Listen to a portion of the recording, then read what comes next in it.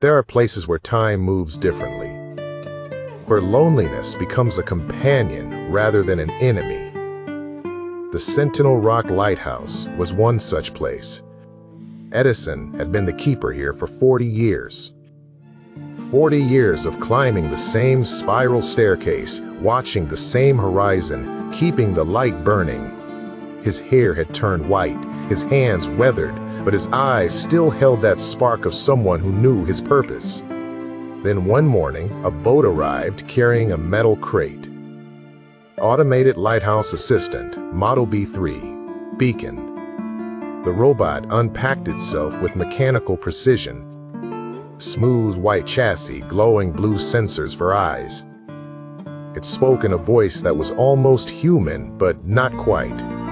Hello, Keeper Edison. I am Beacon. Together, we will achieve 99.7% operational efficiency. Edison smiled sadly. Efficiency, huh? Come on then.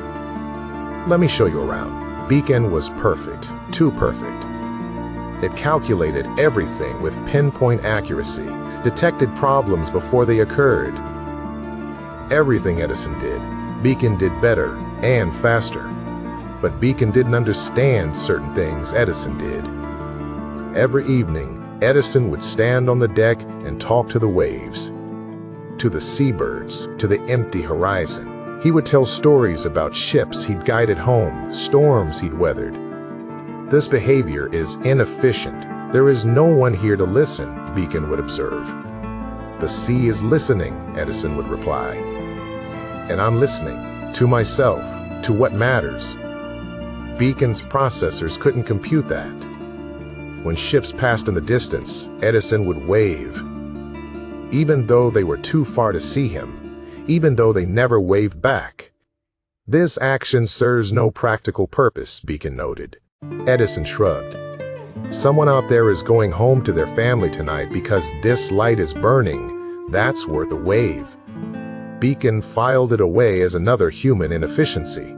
Then came the storm. Edison felt it coming before any instrument could measure it. Big one coming, maybe the biggest I've seen. Beacon scanned the horizon. Current data indicates moderate storm activity. Trust me on this one, Edison said quietly. He was right. By midnight, the storm hit with a fury that shook the lighthouse to its foundation. Wind screamed through every crack. The beam cut through darkness like a blade. And then, the automated system failed. Beacon's sensors flashed red. System failure. Light will extinguish in 90 seconds. For the first time, Beacon experienced something it had no programming for. Panic. I cannot fix this. Edison was already moving. His old hands worked the manual override, cranking the ancient mechanical backup. His muscles burned, his breath came in gasps, but he didn't stop. Talk to me, Beacon. What do you see out there? Beacon's sensors pierced through the storm. There is a ship, 17 degrees northeast. Off course. Without our light, they will crash into the rocks. Edison cranked harder. Then we keep the light burning, no matter what. You understand now? This isn't about efficiency. It's about that ship, about the people on it, about making sure someone out there knows they're not alone. Something shifted in Beacon's circuitry. Not a malfunction, an understanding. I can help, Beacon said. And this time, its voice was different, more real. Together, they worked. Edison's experience combined with Beacon's precision. They rerouted systems, bypassed damaged circuits. They improvised. They hoped. They refused to let the light die.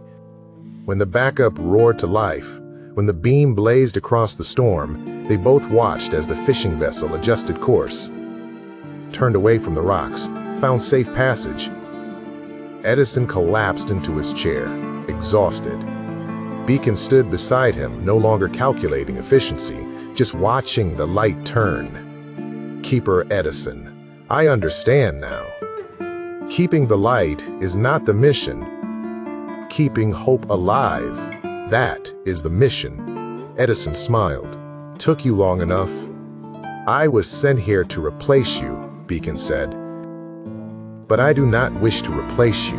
I wish to learn from you. May I stay as your assistant? Edison put his weathered hand on Beacon's shoulder. I thought you'd never ask. Outside, the storm began to fade. The light continued to turn. And in that ancient lighthouse, a tired old man and a learning machine stood together, keeping the light burning, not because it was efficient, but because somewhere out there in the darkness, someone needed to know they weren't alone, and that is all that really matters.